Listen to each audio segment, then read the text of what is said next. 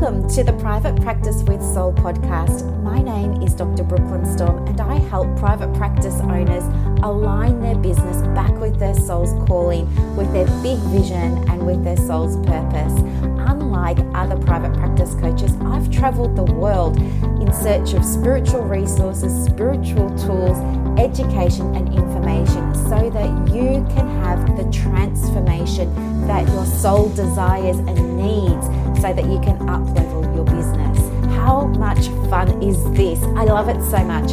Guys, if you're not already a member of the Private Practice Monthly Mentorship Group, please check out the show notes. I would love for you to be there. In the meantime, thank you so much for pushing play today. Let's begin. All right, welcome back to the Private Practice with Soul podcast. I'm your host, Dr. Brooklyn Storme, and I'm really pleased to be here today because I'm going to talk with you about something super practical. So although you've been listening to me talk for a long time, and I'm all about alignment and I'm all about your business success comes from the inside out, I don't discount strategy. Of course you need strategy. My philosophy is that in order for the strategy to work, you have to be okay on the inside with using it. So today is a really practical episode, which I know those of you who identify in the masculine energy are going to love. And hopefully those of you who identify as having a feminine energy core essence will love it as well, because it will allow you guys to be super creative. It's going to allow the masculine core essence listeners to get their to-do lists out, plan things, map things, tick things off. So something for everyone today. And before we begin, I just want to say a big thank you for this question. It came up in the group, the Private Practice Mentorship group yesterday. And I know it's something that a lot of you guys struggle with. I'm not an expert in Facebook ads. You can go and do courses and things like that. I'm just going to share with you my approach to ads that works for me. And we'll kind of go from there. And of course, I go into this in a lot more detail in the private practice method, but we've only got a little bit of time today. So I'm just going to try and give you sort of the down and dirty version of what I do that seems to work for me. Okay, so all right, before you begin, there's something really important that you need to do, and that is get your Facebook pixel and put that into every single thing that you're making, creating, building. So for me, I grabbed my Facebook pixel. If you don't know how to get it, just do a Google search, how to find my Facebook pixel, but it's in your ads manager. It looks like a serial number. Anyway, so you copy that and you put it into your website. So I use GoDaddy. So it's when I use GoDaddy, it just automatically puts it on every page for me. I only need to put it in my setup. But I also use MailChimp for my email campaigns. And so you can't put it in your email, but what you can do is you can add it to things like your landing pages, or if you run ads through MailChimp. So I put it on all of my landing pages, and a landing page or a sales page is just like kind of your opt-in page. So for me at the moment, I'm giving away free training. I don't have a sales page for it on MailChimp, but if I did, there's space in MailChimp when you create that opt-in page where you go to tracking, and down the bottom will say track by clicks, by click tails, manage conversations, all of that sort of jazz. And there's a box there that you can tick that says, add Facebook pixel. So you just tick that box and you copy and paste your pixel in. And what this does is, the function of a pixel is that it sort of works behind the scenes. It is a really fantastic way of getting some analytics that tell you how well your advertising is working. And it does this by looking at the actions that people are taking on your website.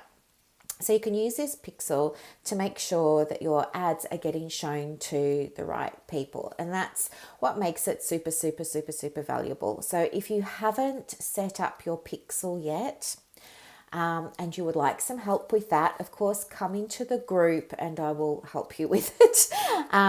If you want to join the group, of course, just click the link in the bottom, so I can help you with that. But I assume you've probably already got your pixel set up. Just wanted to give you that, because otherwise if you go running ads and you don't have it, it's going to take forever for the ads to work and you're going to get upset and you're going to think you're doing something wrong. And it's not, it's just that you haven't set that up. Okay. So now here's where we get to tap into our beautiful feminine energy, and I'm just going to walk you through a really general overview and simplify to the best of my ability how to write a Facebook ad that converts to sales or converts to engagement or video views or whatever it is that you're trying to achieve. So the very first thing I like to do is, of course, set my intention, right? Do you see? We're just going to continue on the way that we always have. We're just going to begin by demystifying it all, and you're just going to get grounded, maybe take a breath, and I just want you to really think about why you want to send this ad out to the world. So if you're advertising a course or a webinar, maybe have a think about why you want to create this ad, and think further than to get enrollments, because that's a very limiting view, in that that's going to block your creative process. Take it a step further, dive a little bit deeper with it. Why is it important to you to get enrollments? Is it because, if you get more enrollments, then you'll be able to help more people? And why do you want to be able to help more people? Why is that important? And then why is that important? And use this sort of downward arrow technique and get to the bottom of what the intention is. Okay. So the intention is very different to the goal. The intention is really around your motivation. Okay. So have a big think about that and maybe journal through what the intention is. That's probably the biggest mistake that women in private practice make when they're doing Facebook ads. They just kind of get launched into quickly slapping together some copy, and they're not anchoring into that intention.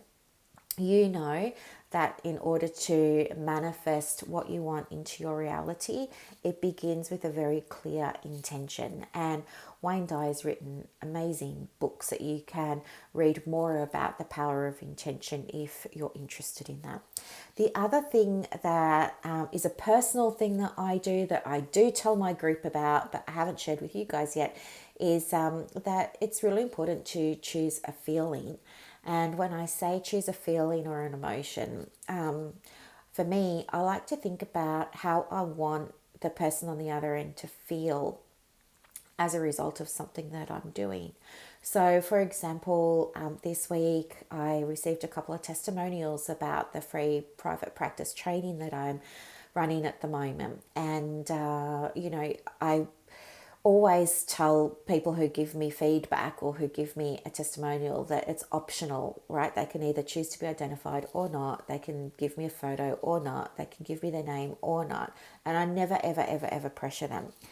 And it just happens that a lot of the people don't want their name or their photo. But in order for a testimonial to be effective, I kind of need to have some information. Otherwise, people might think that I just invented that testimonial. I mean, the person who wrote it knows it wasn't invented. But a cold audience might wonder, well, is this a credible testimonial and things like that. So I think it's always a good idea to get some information, like maybe what their profession is or what their location is or something like that. But when it comes to feeling, really consider how you want that person to feel when their eyes land on your ad. Before they even read what you've written, how do you want them to feel? Okay, so for me, I want them to feel connected, right? And part of the way I do that is by consistently using my branding. consistently, even if I don't use my logo all the time, I'm using my brand colors all the time. And people now know when they see these colors in this way that it's a post by Brooklyn. All right. My audience have come to recognize that now, make the association. So now when they see my post, straight away they know it's coming from me. So that's a feeling of connection. I want them to know, yes, they've landed on the right post. The other feeling that I want them to have is different for each of the offers that I have. Okay. So, for example, with the private practice training that I'm offering at the moment, I want them to feel like it's easy. I want them to feel like it's not as hard as they thought. I want them to feel like it's doable and like it's manageable. And I want them to feel like it's a fresh approach. And so, luckily for me, I've received some feedback from somebody that said, she felt like her bucket was filled after watching that and that it was a fresh approach. And so, the graphic that I was able to use to convey the fresh approach and that ease and that sense of calm was I found a picture of a lady who's kind of meditating at the beach. Her face is tilted upwards. She's receiving energy from the sun. The light is on her face. There's a breeze. Her hair is kind of blowing behind her. She's sitting down. Her hands are on her knees and she just looks really relaxed. You can see the blurry sort of beach behind her. And so straight away when people see that picture, they're getting the feeling of, this is fresh. Oh, this feels good. Oh, you know what I mean? That's the feeling I want somebody to have. So really think about how you want your audience to feel. And the reason this is important is because we're visual beings, okay? Not all of us are going to jump straight to the writing, straight to the copy. If we don't like the picture or the picture's not speaking to us, we're going to scroll on by. So having a random picture there that, you haven't thought about how I'm going to feel when I see it is pointless because I'm just going to scroll on by because it's not going to relate to me.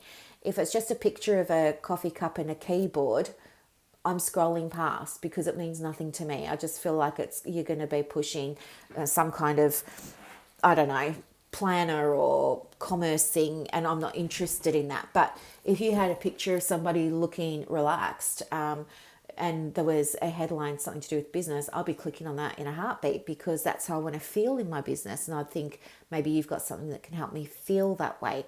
So be mindful about how you want people to feel, because when you come to choose the photo for your advertisement, when you go into the, what are they called? Those,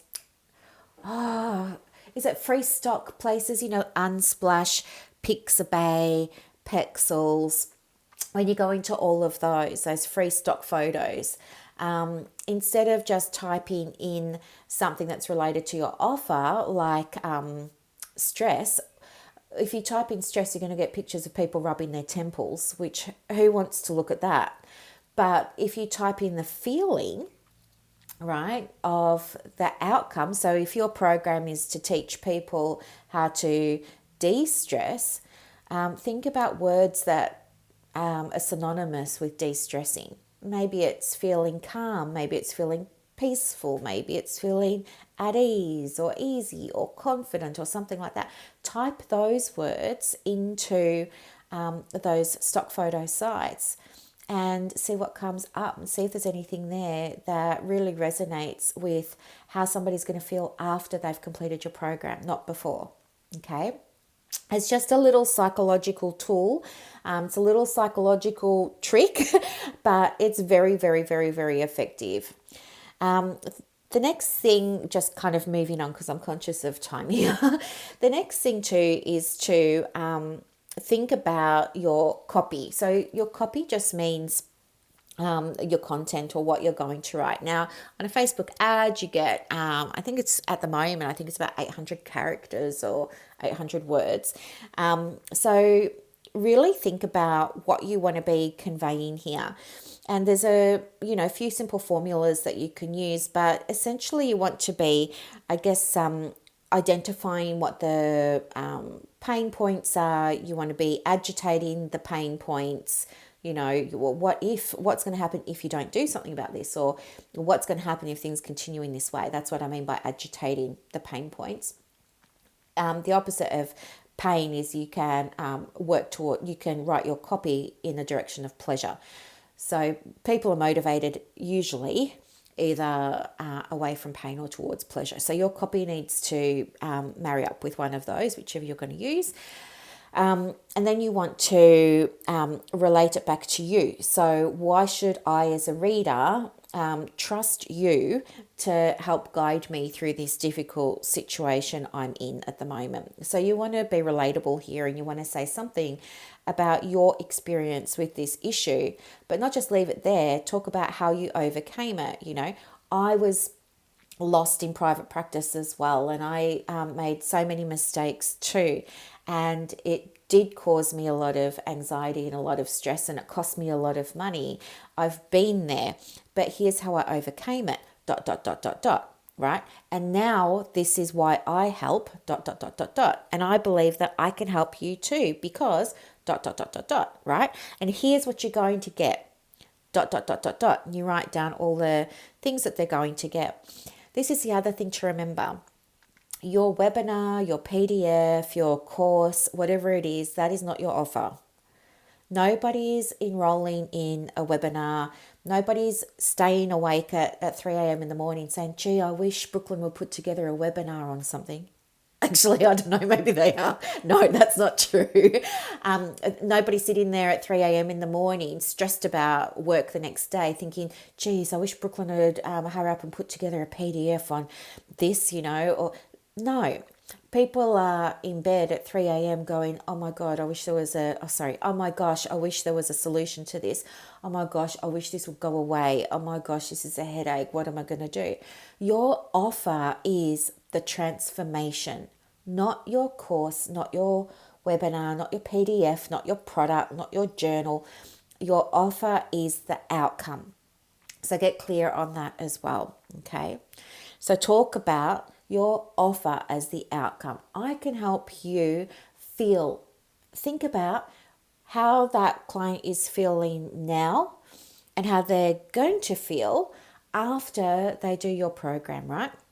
So for me, I might say something like, I have been where you are, and I know it's scary. There's part of you that wants to start a private practice, but there's another part of you that doesn't want to jump into the abyss because you don't know what you don't know, and you're afraid of the unknown, and you've probably been in lots and lots and lots of different online groups hearing all kinds of horror stories about people's experiences.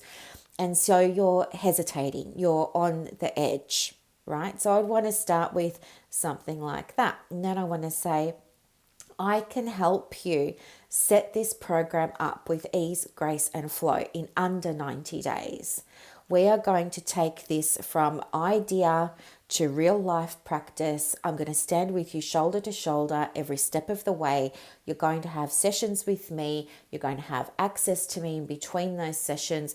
I'm going to review your documentation, your website copy, anything that you want me to review. I'm all yours. I want you to feel like you're my only client for those 90 days. We're in it together.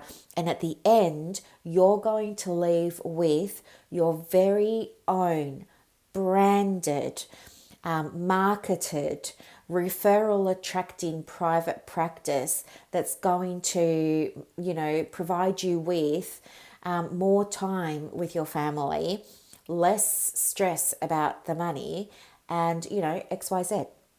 So that's how I would write my copy based on what I do, which is help women in private practice, for example. So I'm just giving you that so you get kind of a feel of what you might do. The next thing is your headline. So again, be thoughtful with the headline. Again, people aren't going to be as likely to sign up for a webinar, a PDF, a product, a service, or something that's speaking to the pain. You want to speak to the transformation. So really think about the before and after. And if you want to, it can be really helpful to just get a piece of paper, draw a line down the middle, and on one side, think how your client's feeling now. And if you don't know, that's a problem, because you should have already done your client avatar and you should already know who your audience is. But if you don't know, think about how you felt back in the day, right? So for me, I would think about how I felt when I was first starting my private practice. So I would write down all the unwanted things I was feeling then: confused, frustrated, lost, alone, all of that. And then on the other side of the page, you're going to write down how you feel now. So now I feel confident, in control, excited, energized by my work, all of those sorts of things. Now you've got your pain to your pleasure. You've got where somebody was to where they're going to go. And so that's what you want to use for both your copy and your headline. You want to take that reader on a journey. And although you've only got a headline with limited characters to do it, it's possible. You can do that in all sorts of ways. And if you get stuck with headlines, just jump on Google. I think it's Shopify have a really good title generator. But you can just type in title generators into Google and lots will come up for you, and they'll give you things like 3 ways you can, or, the secret sauce for this, that, or the other. And do you know what? They might not all be appropriate, but they might inspire you and you might be able to tweak one of those. Okay, think about what's going to communicate to your audience that change is possible for them, and that how to help them with that. Don't just put a random headline up. Okay, I've mentioned graphics. Audiences is a huge one, and so important. So this is, I guess, if you're looking to attract, so you have to know what your goal is here. There are lots of different goals that you can have with a Facebook ad, but let's say that you're wanting to grow your audience. So you're going to be not working with people who already like your page and know who you are. You want to be getting fresh eyes on your content. That's a cold audience. When you want to be selling, usually you want to be selling to a warm audience. So that's people who've already been following you and liking your stuff and visiting your website. So I would recommend, if you're using the ad to sell or to enroll, that you use a warm audience. That's where your pixel comes in. And so you're just going to jump into the ad there and pop down to the audience. With the warm audiences, you're just going to select custom audiences, and then it's going to give you a drop-down list of all the different audiences that are available to you based on your pixel. Okay, so go through. You can click as many of those as you like. The other thing to do is a little bit more general, but you want to be mindful of the age. So I think Facebook defaults 18 to 65. Some people think, oh yeah, I'll keep it big because that'll help me, get more eyes on it. But really, I mean, is an 18-year-old going to be buying your service or buying your product? No. So you're going to be wasting your money getting the ad in front of them, because you'll be charged when they see it. So they'll be taken out of your budget. And they're not even going to enroll or buy the thing. So don't waste your money. Be really mindful. With me, I know that my audience are 34 to 45, or 35 to 44, sorry. So I only target that age group. I also only target women because I want to work with women. So if I just left that unchecked, it's going to go to men and women, or you can say all if you want. But for me, that's not going to work, because I don't want to work with men, and I'm going to get charged every time a man sees it. So think about who you want to attract. Who do you see buying this service? Who is your avatar? And then you want to think about location. And this is really important as well, because if you don't put in the location, what's going to happen is this ad is going to go to lots of people who've liked your Facebook page. And if you're somebody who paid for likes on your Facebook business page, chances are a lot of those likes came from other countries, like maybe Russia or some African countries and things like that. So if you don't select the countries you want the ad to go to, what's going to happen is the ad is going to go out to the countries of everyone who liked your page. And it's a lot cheaper to get an ad in front of somebody in a developing country than it is to get the ad in front of somebody in a first world country. So what's going to happen is Facebook is going to want to tell you, hey, Brooklyn, we got your ad in front of 5,000 people or 10,000 people. But that's no good to me if all those people are in a country that, and they're not private practice owners, and they're not women, and they're not psychologists or counselors or social workers or coaches, right? So be aware of that. So what I do is I say Australia, obviously, and then I will say other places where my audience comes from. And I know for me, my audience tends to come from Canada, America, and London, the UK. So I will put those areas in, and that way I'm telling Facebook only put my ad in these places, right? So that's really, really, really, really important. Don't get sidetracked by thinking you want it to get in front of bucket loads of people. It's more important that it gets in front of the right people.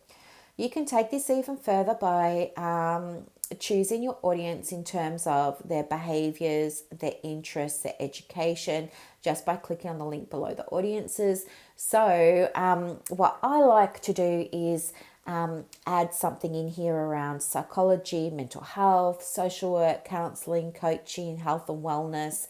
I'll use recent purchase behaviors, recent online behaviors, things like that. Plus, in this section, if you wanted to, you can also choose a fan page to mimic an audience from. So if you like Tony Robbins, you might type in, fan page Tony Robbins.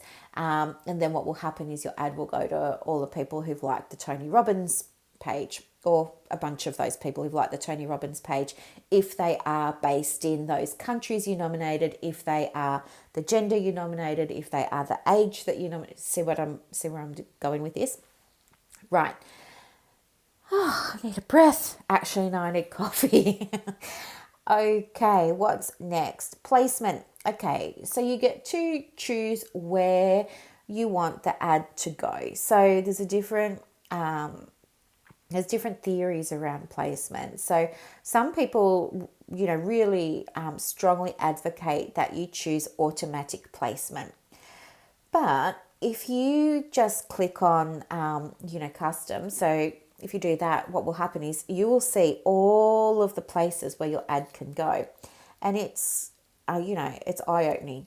So your ad can go into somebody's messenger, your ad can go to Instagram, it can go to Facebook newsfeed, it can go to a YouTube sidebar, it can go to a Facebook sidebar, it can go as a suggested thing, it can go as like 20 different options. Now, not all of those options are going to, I think it also goes to, I want to say eBay or Gumtree or something like that. It's something random like that. So you want to, I guess, for me, I know my clients aren't going to be on a lot of those things. So it doesn't make any sense to me to get my ad out to all of those platforms. I know most of my audience live on Facebook, and at a pinch, there might be a handful that, actually, that's not true. None of my none of my clients have ever come to me my goodness, none of my clients have ever come to me from Instagram. All my clients have found me on Facebook, and they often will come to me and they'll say, I've been following you for a couple of years, Brooklyn, and now's the time. It's very rare that I can run an ad today and have somebody enrolled tomorrow. It's a for me in my industry with my business, the way that I run it, I know it's a long-term game for my clients. I know I have to put out content consistently. I know my audience really love videos.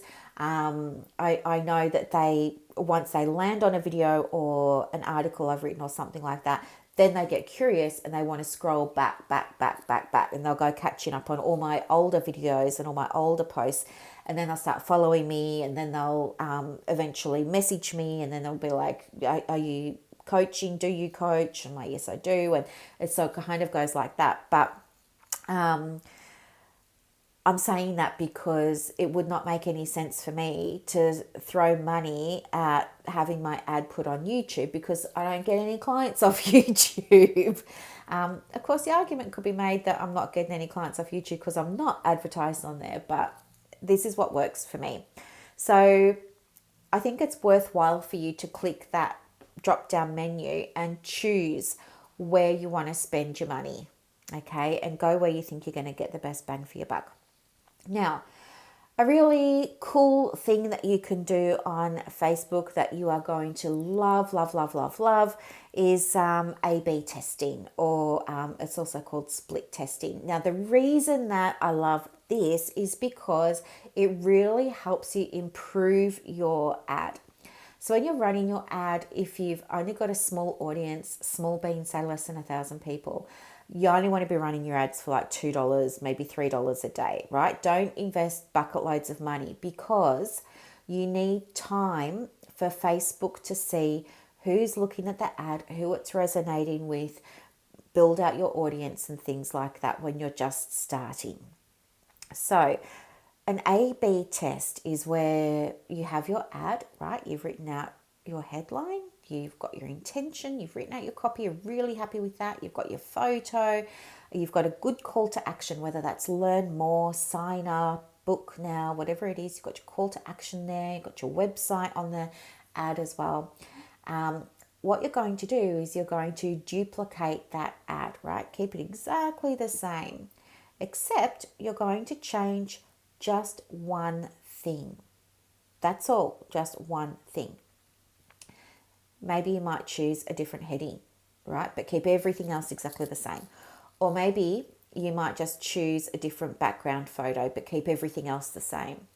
What's going to happen is Facebook will send both of those ads out, and then it's going to give you data on which ad worked the best.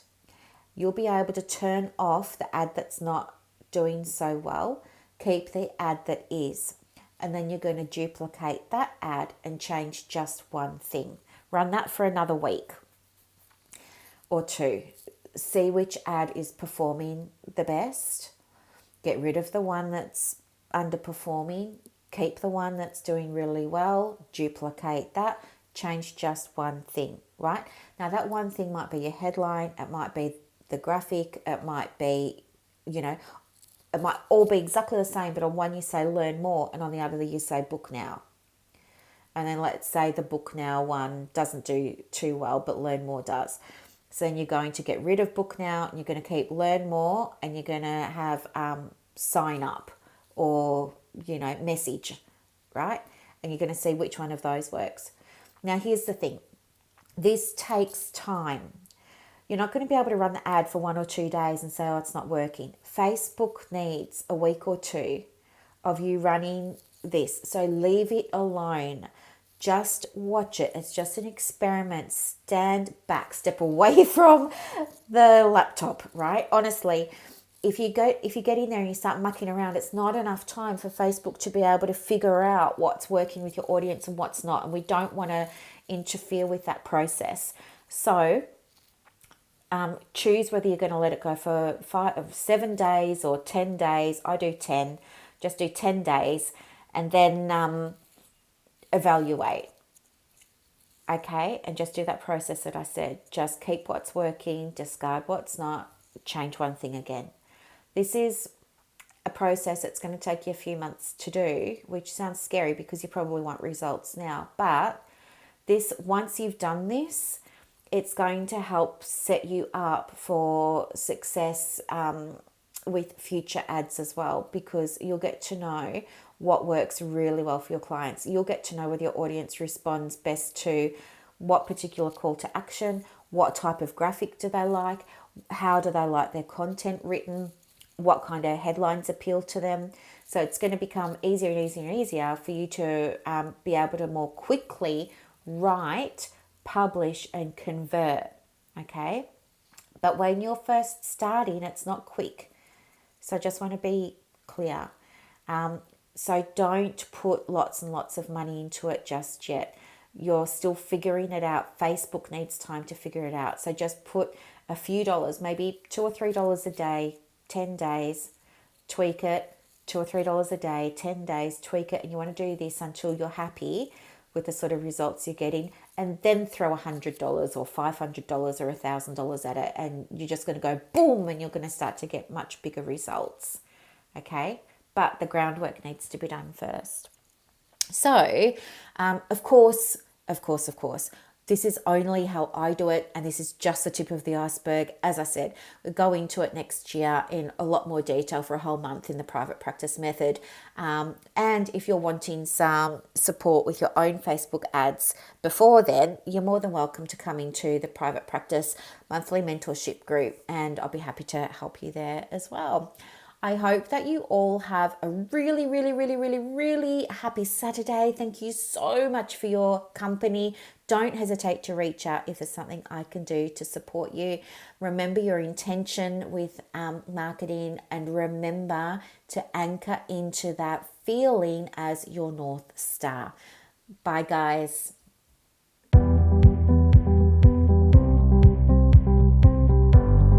Thank you so much for listening to this episode of the Private Practice with Soul podcast today. If you're looking for clarity, if you need help with branding, your processes, and bringing everything into alignment with your soul's purpose for your private practice, head to the show notes and click the link for more information about the Private Practice Monthly Mentorship Group. You are going to love it. I can't wait to see you in there. Thanks so much for listening. Bye.